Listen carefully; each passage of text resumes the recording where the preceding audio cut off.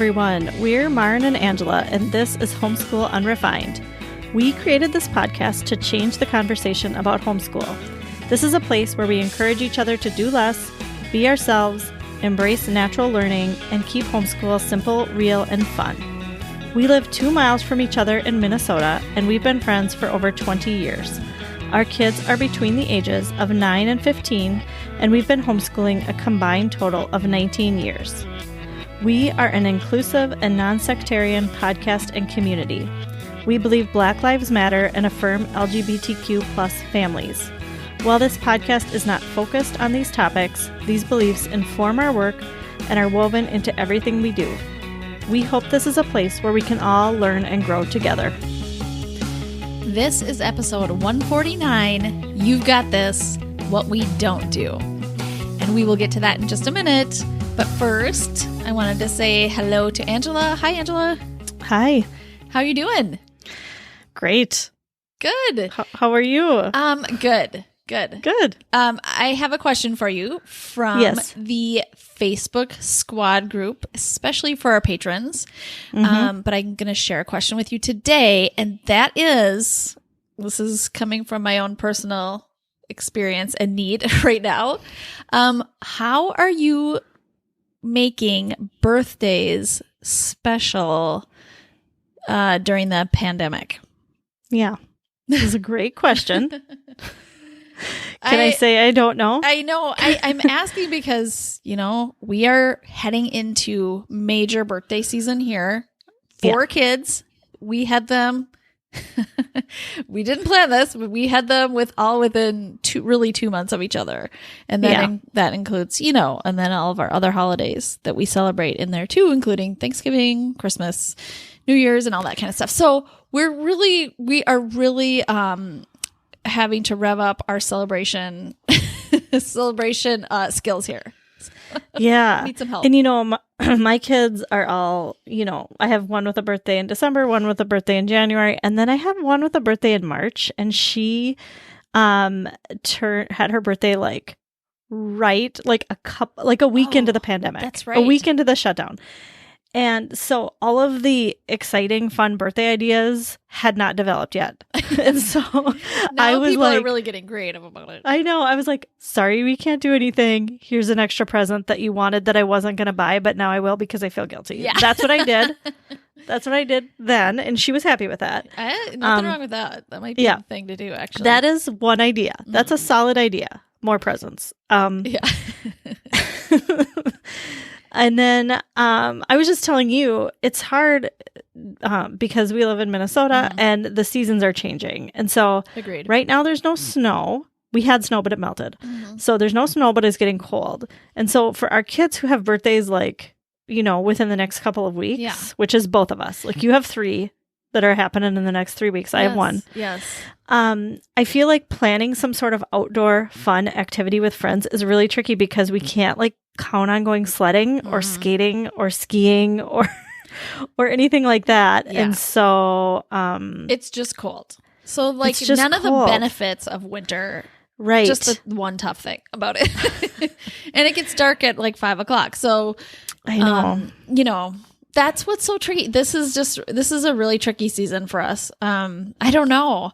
I'm trying to decide. My youngest, who's having her birthday first. Number 1, she wants an animal. I don't want any more animals in our house. But this is where we are in the pandemic. I'm almost desperately looking for hamsters. I don't know. Yeah, I don't know that might make up for it. I'm asking myself, who am I looking for hamsters? I am not a rodent person. I am just not. But because I love her so much, I'm considering it. And then another thing is she would really love to get her ears pierced. Oh, another thing that I was like, I don't know, during a pandemic, is that something I even want to do? But Maybe. Sounds like an okay option. Desperate times. I don't know. Yeah.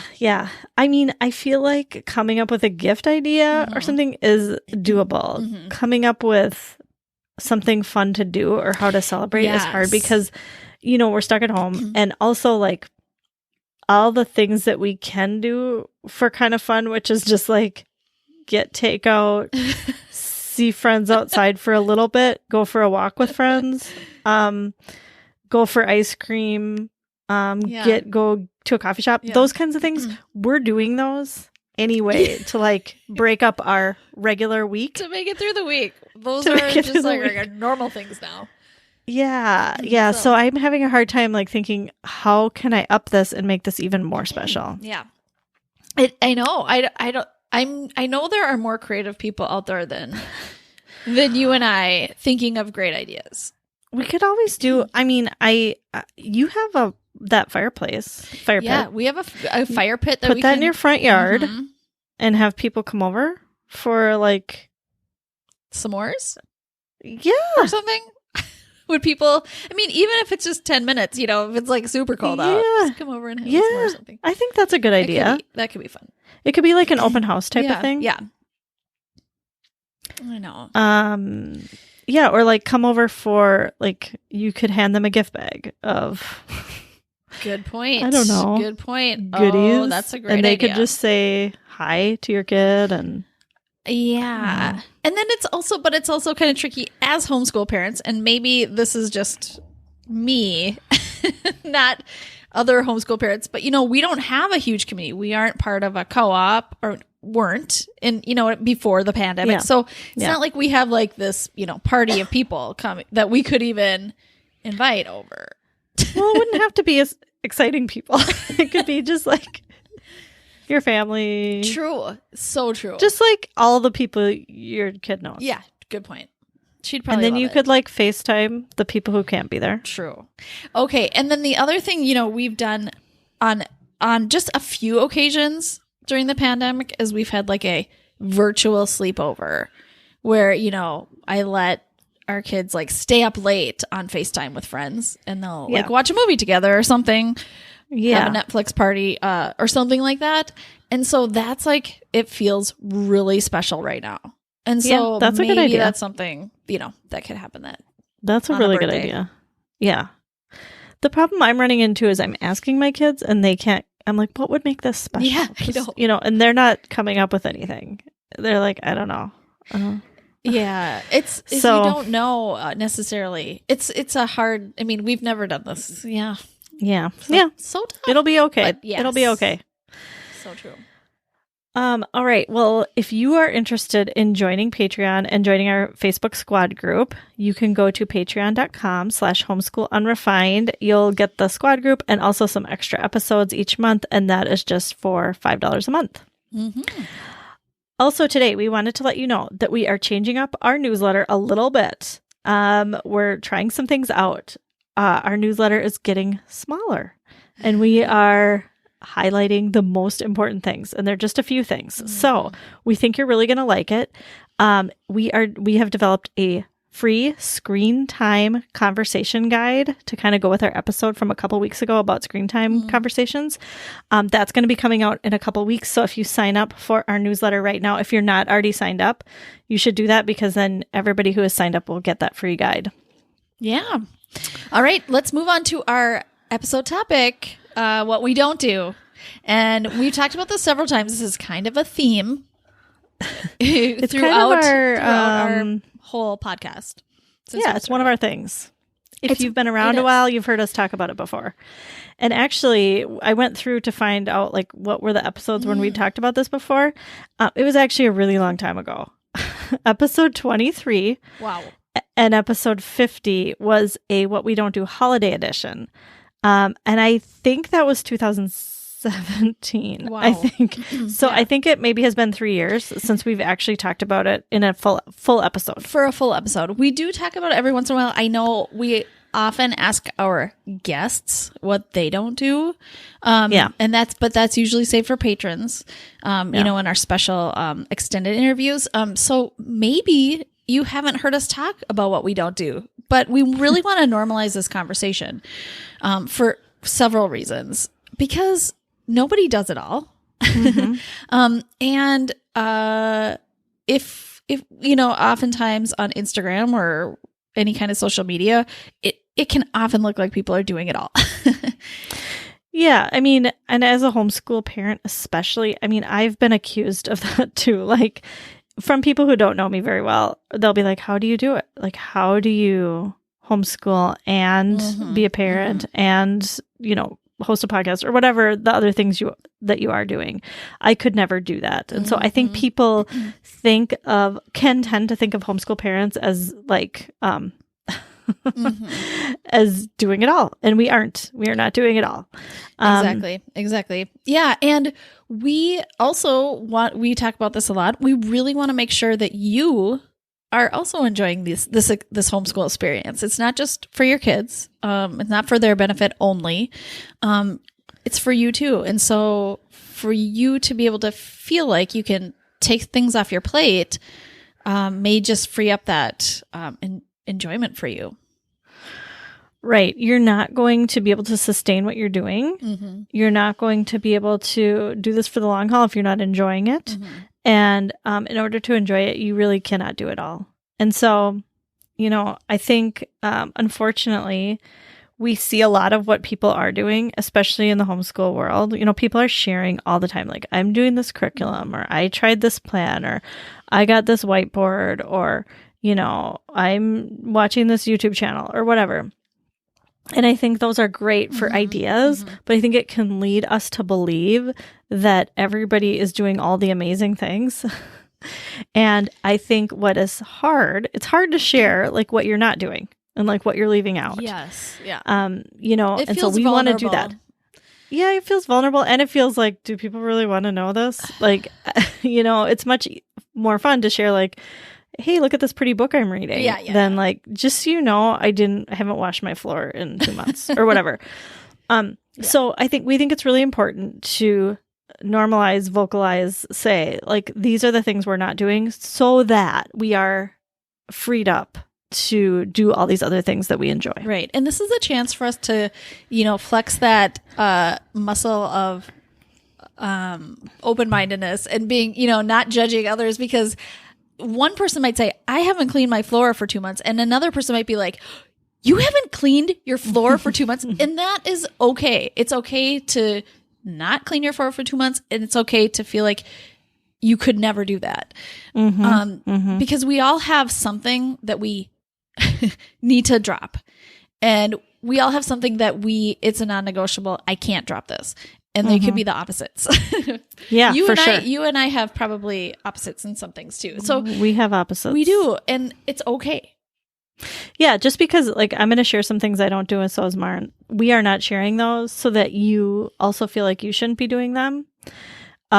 We are not sharing them so that if you do them and enjoy it or think it's important, that you feel bad at all. We are just sharing them so that you can think of your own list in your own mind of the things that you aren't doing. Yeah. Yep. Another good reason to kind of normalize this idea of not doing everything is to, you know, there's a saying, and I don't know who said it first, but we teach people how we want to be treated. Right. And so we are showing our family, like, this is how I need to be, you know, this is kind of how I need to be treated. You are setting boundaries for yourself and letting the people around you who you love the most and who love you the most, that you can't do it all. Those might be the most important people that need to know you can't do it all. And they become important factors in the family then. And they almost like feel empowered, like, oh, I can do this too. Cause this is my role. I can play that role in the family too. I can be a helper. I can pick up slack where, you know, where you can't do everything. That is so good. That is so good. Yeah. Because if you do try and do it all, then you're, not giving them other people in your family, the opportunity to be, like you said, an important, contributor, to the things of the house, to everything in the house that it takes to run a house. Yeah. Also, I want to, I want to model for my kids that I'm not doing it all. Yep. I want to model that. I want to show them that I don't want them to think that when they're older, they should be doing it all either. Right. So. Exactly. Yep. And this is also a chance to, give your kids some sort of like, you know, open responsibility where you're like, I'm not doing this. And I am trusting you that if you need this done, you can do it, or something, there's like maybe not, rules in place where it's like, you have to do these things, but it's like, you've kind of opened it up to let kids know you trust them. I trust you to make decisions for yourself here. I'm not going to do that for you right now in this certain situation. Right. So, yeah, that's good. All right, let's move on and talk about some things that we don't do. Yeah. I feel like I have to preface this by saying, to beat a dead horse, we're in a strange time. And the things that I'm not doing now probably look different than what I said in my past episodes. Some things that I said I didn't do in my past episodes, I'm doing, and then vice versa. Yeah. Because it's just a strange time. So yes. I've changed a lot of my patterns. Sure. Why don't you tell us, since you just prefaced that, I would love to hear your first one. What's something you don't do? Okay, so speaking of homeschool specifically, I don't teach anything. I am not a teacher to my kids. I talked about this a bit about this last week, but I don't. I think if I felt like I was the one teaching it, it would not be sustainable for me.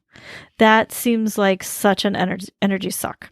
Yeah. So I see myself more as like a supporter of what my kids are doing, maybe a manager or a guide. Yeah. I don't even like the word manager, but just like guiding them through their own process. They have their own interests, projects, subjects that they're doing, some of which they have decided, some we've decided together. But I am not like teaching the material at all.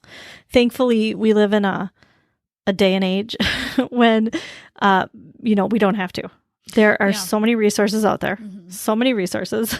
There's videos and podcasts and apps and books that can teach things much better than I could. Also, I don't know the stuff. Like I don't know everything. And I don't want them to think that I do. Like I don't want that. I don't want it to feel like I have all this wisdom that I'm imparting. Oh, yes. Yes. This sounds like a less of a top-down approach where things are just already planned without any talking with your kids about it. This is just like, in 6th grade, you're doing all this. Yeah. But more like, okay, what do you need and how are we going to do it together? Yeah. Yeah. I mean, and I've just heard a lot of people who are either in the homeschool world or especially outside of the homeschool world who say like, I could never do that. Like, what do you do when you get to algebra? Or, like, I don't know everything about American history, or like, I know nothing about science. And I agree. Yeah. I don't either. I don't know that stuff either. That's not what it's about. I am kind of the supporter in their quest to learn the stuff. I'm going to help them find the resources. Yeah. But I am not teaching it. Yeah. And but you're finding, I know that you are learning along with them. Oh, and that's the best. That's the best part of homeschooling. Yeah, it is. One of the best parts. Get to learn all the stuff that you missed the first time. Yeah. For sure. Yeah. Okay. How about you, Maren? What's one thing you don't do? Okay. So one thing I don't do, and this is after talking with a group of friends, I'm realizing I don't stay up late talking with my kids. Okay. And I'm saying that because I know that that's kind of a common thing that I've had kids in the past. They're kind of not like this now, but maybe because they know their mom. But in the past, my kids have kind of gotten into these habits where, they might not need to talk about things all day. And then at the end of the day, it's just, it all kind of comes pouring out, which I think is it's really normal. It's really natural. And I think if you have the capacity for that at the end of the day, I say go for it, because that probably feels really good to a kid who needs to talk about it then.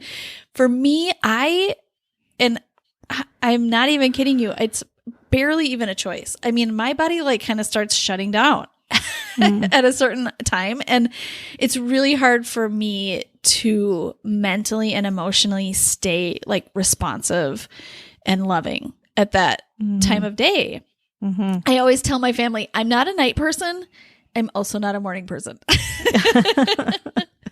I just, I need time to wind down at the end of the day. And it's really, really difficult for me to stay engaged.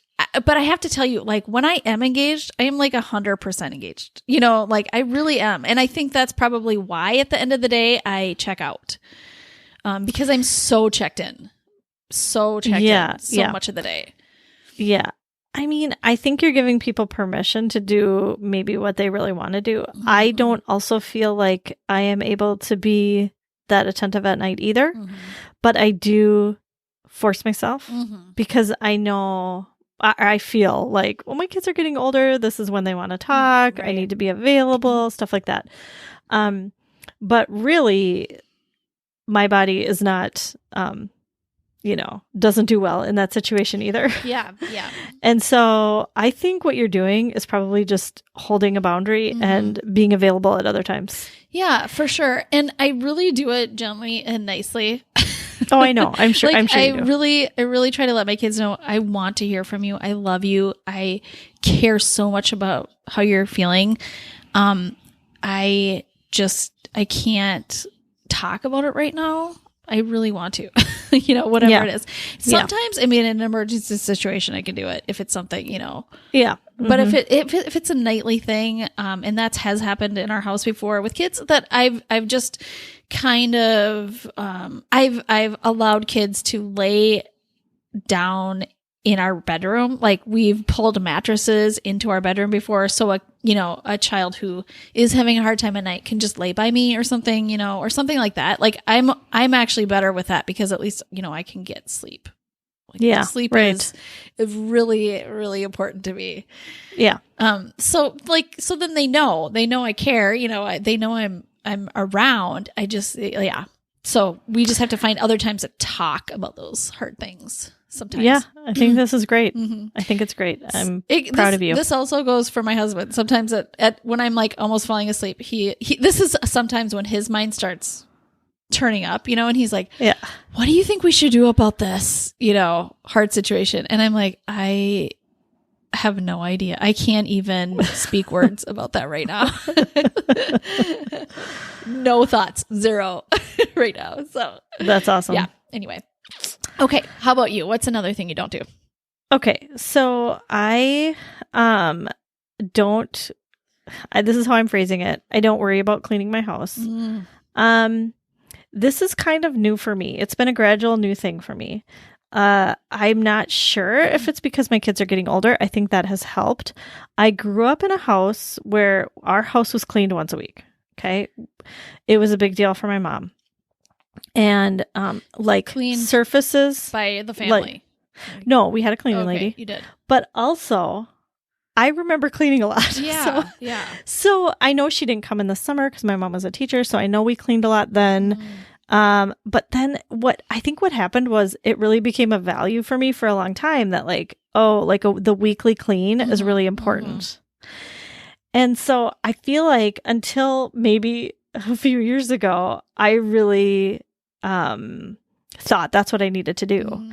But I have been able to lately just let go of that. And I don't know, like I said, my kids are getting older. When I was younger, or when my kids were younger, I felt like my house was a disaster all the time. And I was the only one who could fix it, or it was like, the kids were making messes as soon as I was cleaning it up. And it was this source of stress for me. And I sometimes had somebody help clean and sometimes not. And we had tried different systems. And it was just always this thing that I was worried about, that I wasn't doing well enough. And now that my kids are older, I feel like I've just let go of it. Like, I think part of it is I'm one of 5 people who live here, and I'm not going to take this on. Yeah, I'm not gonna. Also, my husband is really into having a clean house. And so that really helps, but he's gone most of the time. He's mostly gone. But I know, you were telling me earlier when we were talking about it, I know if I don't worry about it, he's going to notice. And like say something or do something about it. Yeah. You know, so like I kind of can like relax knowing that like somebody else cares. Yes. Yeah. Yeah. So I don't know. And our kids do some of it. Our kids clean some of it. Like when there's a bathroom that needs to be cleaned, we do it. Or when there's like somebody needs to vacuum, we do it.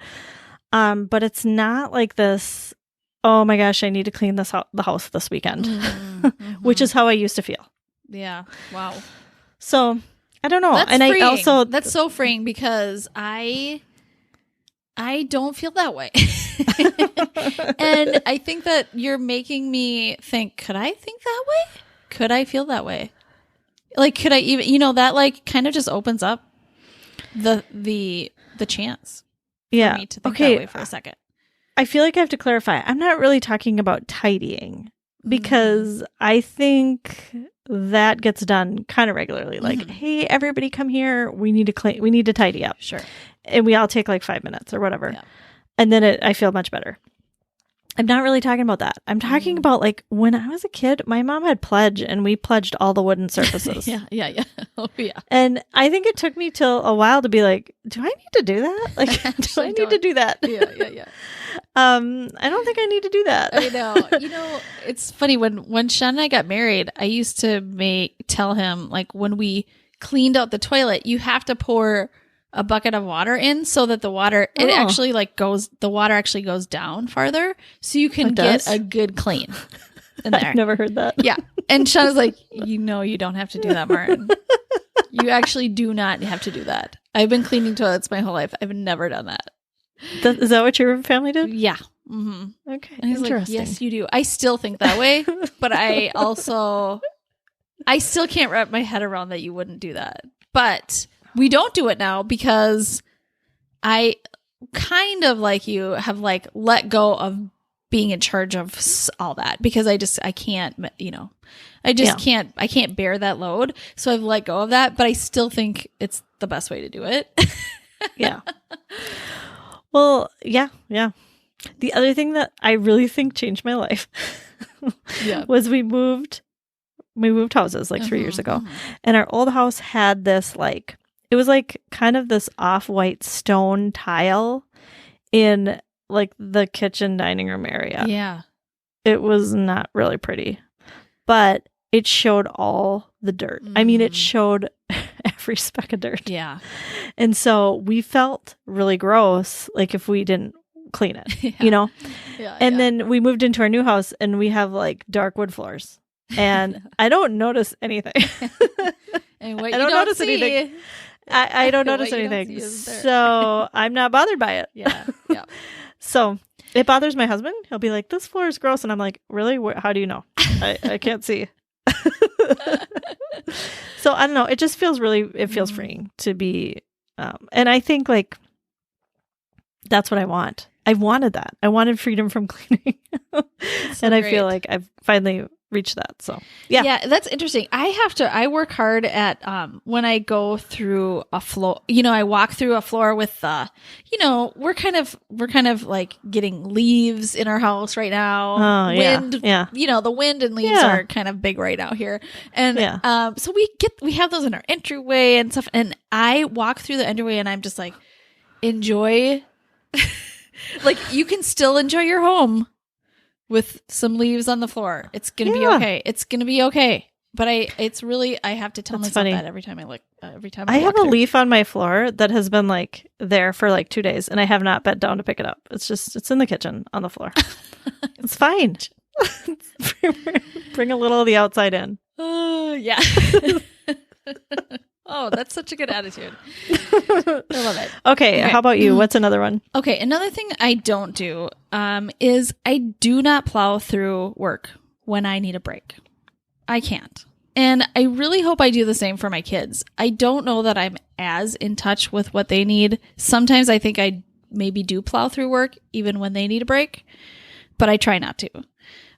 Because I want to model that for my kids. I want them to be self-aware of what they need. And I talk through it with them too. Like, we're not going to get much done if I am tired or, you know, or if you're tired or, you know, or, if we've if we've had a busy 2 days or something, it just doesn't make sense for us to go right into a regular day of work, the next morning or something. Let's just start a little bit later today, or just do let's just do less or nothing today. Yeah. Yeah. I think the preconceived notion about that is that our kids are going to be lazy, or they're just, there's always going to be an excuse to not do work, but I do not find that happens. In fact, I find what happens is our work time actually becomes very efficient, and we get a lot done in a little bit in less time. And my kids are very good at, when I do ask them for work, for them to put in effort towards, maybe something they're not super excited about, they do it because they know I'm not grinding on that all the time. Yeah. Yeah. I admire this about you, and you, inspire me to do this more. So I appreciate that. Because I do think, for me at least, there's the urge to plow through. It just feels like, oh, well, we just have a little bit more to do. So let's just quick get it done. Yeah. But you're right. It's not quality or meaningful, and rest is important. Yes. Yeah. And so you're really modeling that well for them. So good job. Yep. Thank you. All right. How about you? All right. Back to homeschool for me. I don't enforce my kids subject by subject and by grade.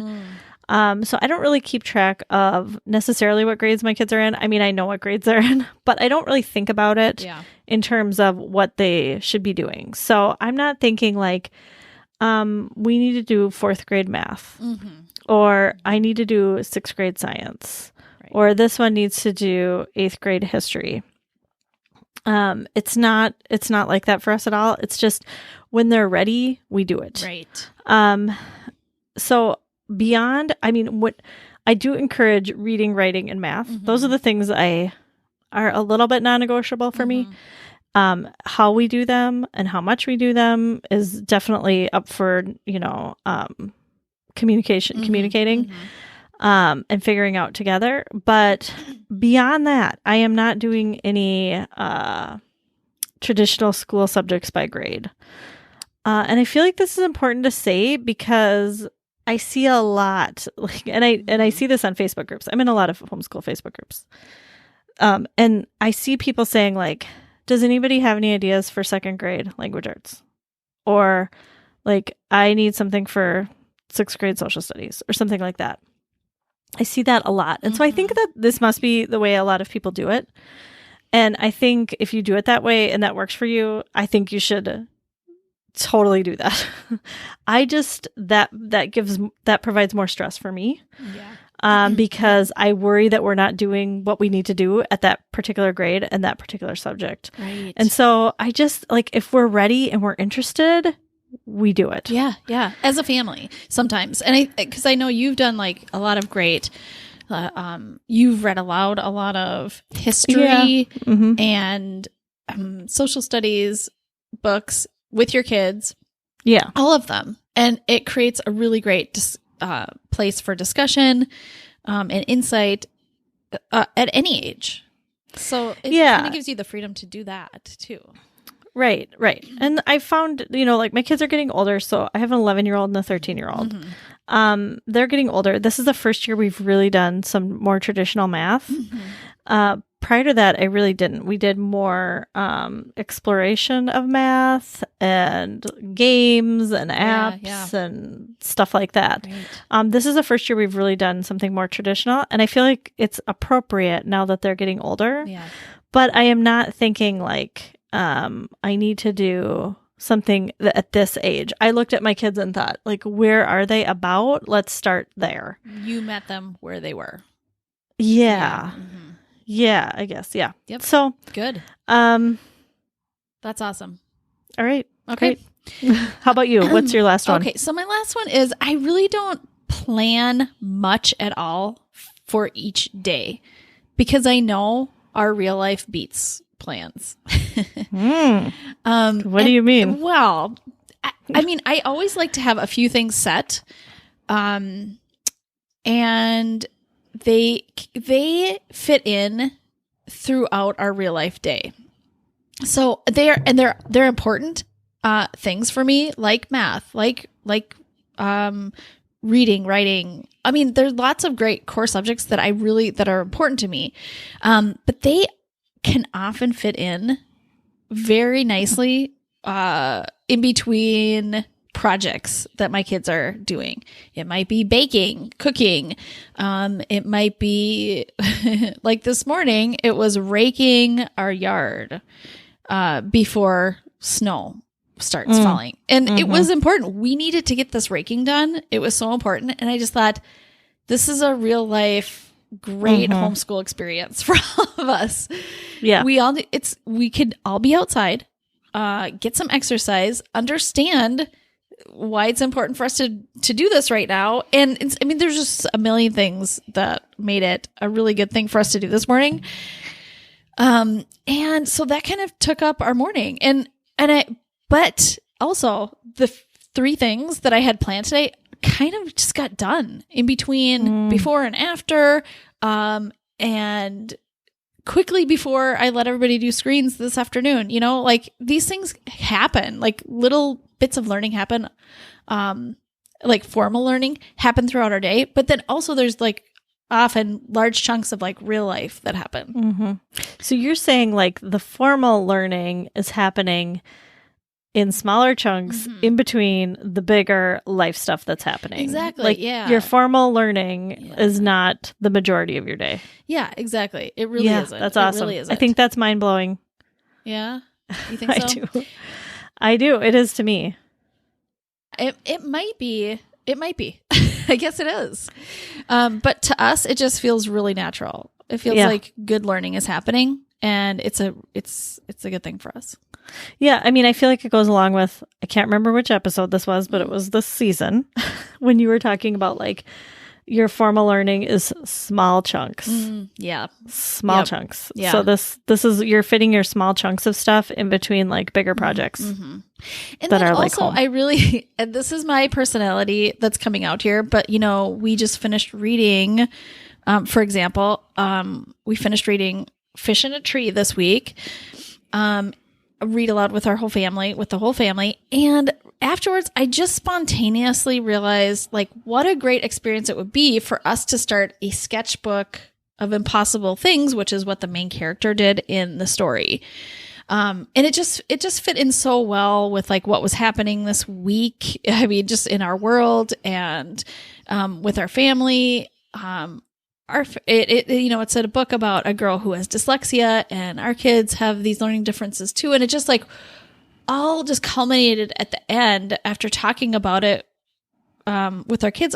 I was like, I think we should all do a sketchbook of impossible things. And so we just did it. And that worked out because I didn't have too much on the plate for everybody. That's so good. I want to be like that. I really do. I want to be like that. I mean, I think like as my kids get older, it's harder for me to do that because they want to do their own individual things. But that's like, seems like dream homeschool. So good for you. Thanks. All right. We are moving on to some of our patrons. We asked some of our patrons, what are some things they don't do? And we got a lot of good responses. And we thought it would be great to hear from them because they, are different from us. You guys hear from us a lot. And so it's just good to hear from different personalities. And so, so I'm going to read some of their responses. This is from Sally. I feel like I'm breaking a huge homeschool law, but I don't read aloud to my kids, at least not nearly as much as I used to. For our language arts curriculum, I get the audiobook whenever possible. That way I can do the dishes or fold laundry while we're doing school. I still read with my youngest, but if the older kids ask me to read with them, I often ask them to read to me instead. I feel major guilt because I know it's a valuable part of family life, but for now, outsourcing has been my default.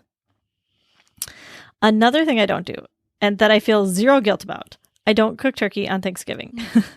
I always felt like it was the most stressful part of the day, and I hated that the oven was occupied and I couldn't make my sides. Yeah. So I've been getting a pre-cooked turkey from Whole Foods that just needs warming up. Best decision I ever made. Okay, when I read that,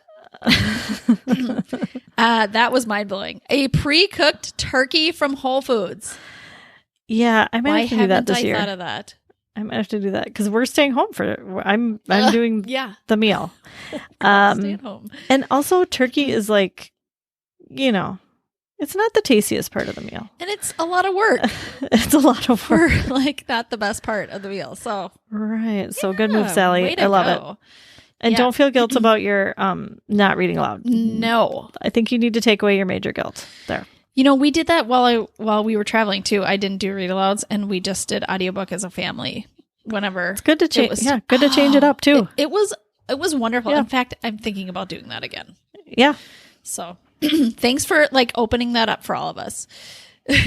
All right. Kayla says, in this season, I don't do lessons with my 2, 4, and 12-year-old. I am 34 weeks pregnant and have hyperemesis. Is that correct? Am I saying that right? Hyperemesis. So. But so I'm still in survival mode. But I also see my 12-year-old really taking charge of her own learning. She's making board games, compiling an encyclopedia on her favorite animals, mostly birds, trying to build a 3D dragon out of paper, using her own spending money to make an ambitious cosplay, writing her own books and poetry, and so much more. It's not even hard to ignore lessons on my really good days because I know that she's learning so much. Wow. She is. That sounds like dream school right there. That's amazing. Yeah. And I think you definitely need to, it sounds like you're in survival mode. So, I'm validating that. You should rest. And even after the baby comes, yes, you deserve the rest. And it sounds like she's doing great. So you probably don't need to do much this year with her. Yep. She's got it. So good job. Okay. This is from Meredith. I don't read aloud. I use audio for that. Sensing a theme. Okay. I don't do co-ops. I don't play board games. I don't do poetry tea time. Those are all I think all the 4 of those are traditional homeschool stuff. All the homeschool. You think all the homeschoolers are doing that? Yeah. But I guess they're not. And thanks for letting us know, Meredith. I love those. All right. Emily says, I don't clean my kid's bathroom. That's mind-blowing. I don't mediate fights beyond 2 well-rehearsed responses. Make sure everyone is having fun and no one takes it too far. And I can't tell you what to decide and how you choose to act, but look at your brother and think about the impact of your choices. Beyond that, they can figure it out. I'm sure there's more if I give it some thought, she says. And I'm sure there is. But that is really freeing because I think we can often get into, feel the most guilt about not tying up, loose ends of fighting. Loose ends of fighting. Yeah. Because there's not always a nice, tidy bow at the end of fights. And this is amazing. This is good. I feel like you gave me permission to think of my own 2 well-rehearsed responses. They might be a little different than yours, but I think that's good to have those in your back pocket. Definitely. That's good. Okay. Jessica says, I don't plan much of anything in advance. No yearly lesson plans here. Fist bump, Jessica. Mm-hmm. Yep. Love it. Love it. Okay. Catherine says, I know this might seem abominable, but I don't make my kids do chores. They are super young still, 6, 3, and 1. So I know this will change eventually. But for now, I am happy to have them help me with things around the house when they want to, without having anything mandated. I also don't stress about screen time. Some days they have very little. Others, it seems like it's all we do.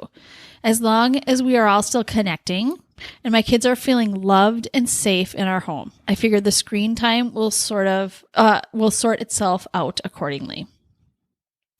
Yes. Oh my goodness. That's good. Yes. That's good. This is great. I love your attitude towards chores. Because often as soon as it does get mandated, then it's like suddenly there's no joy in that chore anymore.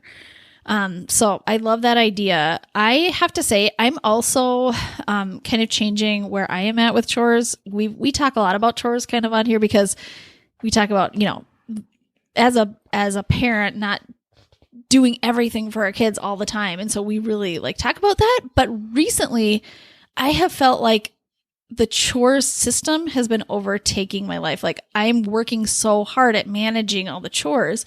So and while my kids still have chores, I'm not making them do it every day, all the time, 100%. And so I have been, doing more of cleaning out the dishwasher, which I've said many times I don't do. But I have in the past 2 weeks. I've cleaned out the dishwasher. I cleaned the kitchen. I've wiped all the counters down. These are things that my kids are normally just in charge of. And it's been a relief. Yeah. Well, you're kind of training one thing for the other. And sometimes you need a break from one of the things because you're tired of it to do the other. Exactly. So I think it's good to change it up. Yeah. I was feeling exasperated. And honestly, I think my kids were too. They were like, they needed a change too. So it's good for all of us. Oh, and Emily also, I just wanted to say this too. Emily replied, mine are 8 and almost 11, and I expect it to be about 70% of what I would do. Obviously, I have taught them and helped them, etc. So my bar is low and they don't feel crazy pressure. Just the understanding that if they live in the house and contribute to the mess, they help out. And I let them watch whatever they want if they fold towels, and that is a nice incentive. That's a great idea. We do that too when we're folding clothes. You know what, Emily? I love that you said you expect what they do to be about 70% of what you would do. Mm-hmm. I need to let up on my expectations. Mm-hmm. That is really good. Agreed. I feel because I think I'm too harsh sometimes. So thank you. Yep. Okay. Kim says, I don't stick with daily schedules. I should probably just embrace it and change it to I don't do schedules and stop trying to find one that works. But I really love the flexibility. Yeah. That's kind of, where I'm at, Kim. As that sounds so much like what I was talking about earlier, for sure. Yeah. Yeah. Good. Yep. All right. Amy says, I don't iron and I don't look at any school requirements and I don't force my kids to eat. And I don't cook for them very often. So if they choose not to eat the homemade kimchi, salmon, and nori bowl, it's on them. I love this energy. I need it. Yes. I need this energy. Definitely. Amy, I should talk to you about how you're doing that. How you can stay strong. You mean with the food thing? With the food thing, yeah, that's hard for me. Because I've had that rule. And then they're like whining about how hungry they are all the time. And then can we please just buy this? And then now they're making their own stuff, and it's stuff that I wouldn't choose for them. Right. But I need to be. I am okay with it. Mm-hmm. I'm okay with it. But I'm a little sad that they're not choosing veggies and fruits, and that's a little hard for me. But I am letting go. Good for you. I mean, yes, yeah. I remember even when I was in ECFE, early childhood family education, when my kids were very little. The parent educator would always say, you cannot make your kids. There are a few things you just can never make your kids do. One of them is eat. You can't force foods into or their sleep. mouth. Yeah. Or sleep or go to the bathroom. Yeah. You can't force it. You Those just have are things you can't force. You just need to really train them and encourage them and coach them. Right. So good for you to know your limits. All right, from Nicola. I don't expect my kids to do everything independently, even when they are older, and that is the norm. Mm-hmm. I still partner and support as needed. We don't have a schedule, although we do have a loose rhythm, and I prepare a week or more in advance, depending on what it is, but I no longer specifically plan lessons. I guess I make a distinction between prepare and plan. Yeah. Nicola, I have to say, your kids are similar ages to mine, and this not making your kids, or expecting your kids to do everything independently has been something I've been also learning over the last few years. Yes. I think I used to think, one day they clean their bathroom really well. Well, now they can clean the bathroom and they're never going to need support from me again. But that isn't the way it works. They might do it well one day, then need more support the next day, and then they might do it well again or whatever. It fluctuates. Well, and also like cleaning the bathroom, for me might just take 20% of my energy because I've been doing it for 30 years of my life. Right. But, for them, it takes like 100% of their energy. That's good, Maren. So good. They need to use some of that energy for other things. So we that have is to so be good. Oh my thoughtful gosh. about that. Yeah. I just had a mind explosion. Because you can say that about so many things. Yes, I know. Like, I was doing a math problem with my son and he's like, can you write this for me? And I know he can write it. He's tired. Yeah. And I think like, yeah, this is a way I can offer support. I know you can write it. And I could like, yeah. I often think that way about when I taught my kids to tie their shoes. That took 100% of their energy when they learned. Yeah.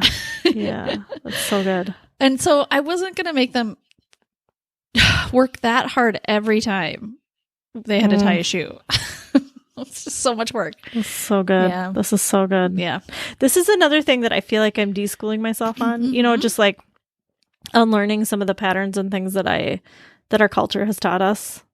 Yes. Yes. Like about being tough on kids and having high expectations and working hard and all this stuff. I think what keeps them, I think, and we've talked about this so many times, but like being tough on our kids and teaching them grit doesn't come from them working so hard all the time. It's the connection that you're making with them. The connection is what keeps them going.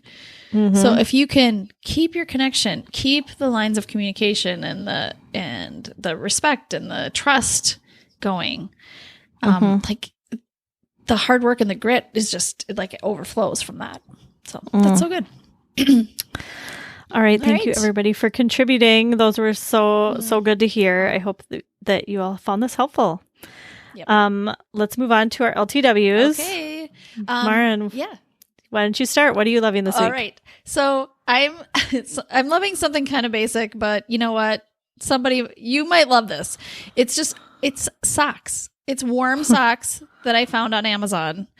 Oh. And so I know you're probably all thinking, what about your favorite Costco socks, Maren? Yeah, I was going to ask. I know. Well, Costco, I'm a little disappointed. My favorite Kirkland signature warm socks, they're the same pattern every year now. They are. They need to up their game in the pattern department. And I'm not a big fan of the pattern that they've had for like 3 years. So I have them, but they are so warm. They're so warm. I just need something different. All right. I need to hear what you got. I've got Amazon open. Wow. Okay. Their brand name is UEdge, YUEDGE. And they are just warm outdoor, it's in their title. It's like outdoor, athletic, walking, hiking socks. Okay. I see them. I like them. They're warm like the Kirkland signature socks, I think. I mean, it hasn't gotten to the coldest of cold here in Minnesota yet. So that's, we'll see. Well, we'll keep you updated. But for now, they are super comfortable. And I like that they're not super thick. There are a lot of wool socks that are, $20 thick per pair. And but sometimes they're like super thick. And I'm not a fan of that. So these are thin but warm. And you can get a package of, I think it's 5. A package of 5 for $20 instead of 1 for $20. So I like them. Yeah. I'm Christmas for my kids. I know, because seriously, I always get them socks. Yes, I know. I was thinking, I used to put in my budget money for 1 pair of wool socks per kid per winter, and now I used to do that too. Yeah, because they're so expensive, but there's lots of alternatives right now. Is what I'm saying. There are. Yep. That's awesome. Thank you for sharing that. Yes. Okay. What are you loving this week, Angela? Okay, mine is also from Amazon. Okay. All right.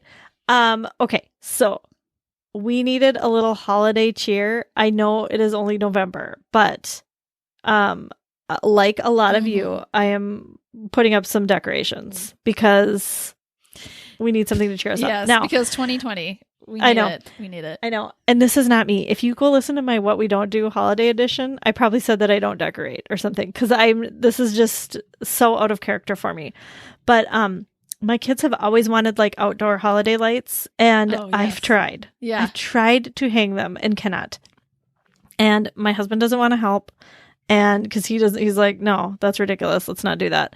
But I want to. So I've tried for like 3 years and I cannot hang the holiday lights. Oh. So I found an alternative. Oh, good. I found an alternative. They're called multicolor light bulb pathway markers. Oh, They stick into the ground. They're lights that go in the ground. I love that. Mm-hmm. Mm-hmm. It only took like 10 minutes to stick them in the ground. And they light a path. Oh, that's perfect. I know. I love it because we feel like we just put them up yesterday. We feel like we have lights and they're special, but and you don't have to didn't have to hang them. A ladder. And didn't have to get on a ladder. Nope. And I think we'll probably end up like stringing something like some other lights maybe around a tree or something. Yeah. I don't know. But this is what we're doing. And they're $30 for a 10-pack. So it's like a string of 10 for $30. And I feel like they're kind of large. I mean, they're like, like maybe a little less than a foot. Well, yeah, it says 11 inches. So each bulb is that big. Wow. And you stick it in like a stake. And then there's a, string to the next one. My stake. Goodness. Really nice. I'm going to need that link for sure. I mean, it's a little, I don't want to say obnoxious, but it's a little bit. It's a little bit. It's colorful and over the top a little bit. But that's okay. I'm here for it. That's where we are this year with celebrations. I've never, ever been into outdoor decorating, and we are definitely outdoor decorating this year. I mean, there's no getting around it. Our kids are into it, like 1,000% into it. And like, this is how we're celebrating this year. This is our celebration. Right. Right. That's awesome. So we'll put links to the socks and the lights in the show notes so you can go check them out. Thank you everybody for listening. You can find us on social media. We're on Facebook and Instagram at Homeschool Unrefined. We have the newsletter, which there'll be a link in the show notes for you to sign up for. And that is a way to keep in touch with us too between episodes. And we have our website, homeschoolunrefined.com, where you can find everything that we've talked about. And we'll see you next time. Thanks for listening. Homeschool Unrefined is created and produced by Maren Gorse and Angela Sizer. Amanda Ginn is our content and marketing strategist. This podcast is listener supported. We have been and are happy to be personally investing in this business we believe in. But we also know we deserve to have a business that invests in itself. When we reach 200 patrons, we'll have enough to cover our costs and the many projects we are dreaming of. Join our growing community at patreon.com/homeschoolunrefined. Additionally, we are donating 10% of all Patreon income and product sales to The Conscious Kid, a Black and Brown-led organization that has been instrumental in our own evolution and in leading the way in both ideological and tangible change with their work in parenting and education through a critical race lens. No matter how you homeschool, you are exactly who your kids need. You're doing great.